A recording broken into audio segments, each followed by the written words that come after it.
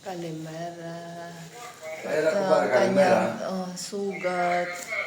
Tapos, and then,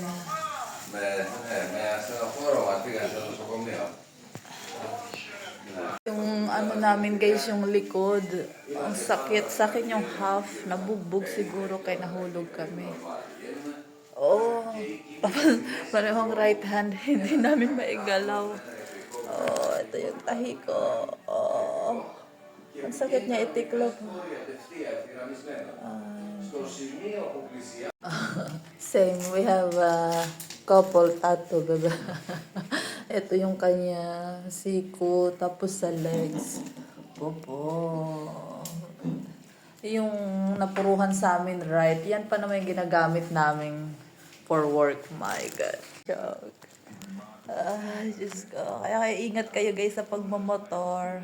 Sa bagay, kahit anong pag-iingat sa pagmamotor guys, pag may isang careless, wala talaga. So, accident talaga is accident. Oh, oh my God, look. Oh.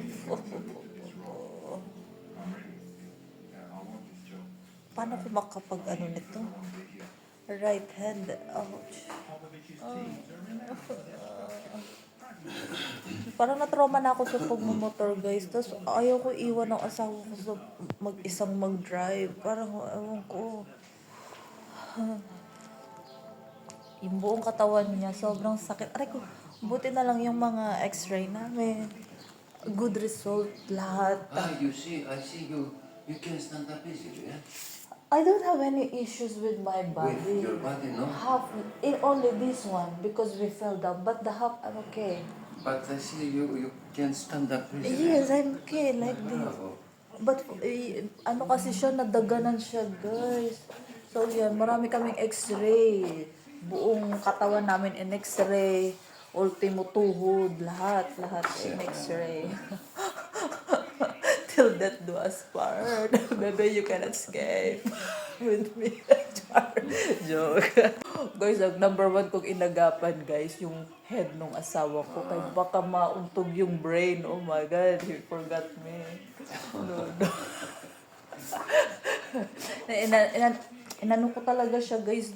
Talagang sinave ko yung leeg niya. Di ko na naisip yung sarili ko. Yung neck niya. Tapos naipit yung paa niya sa motor.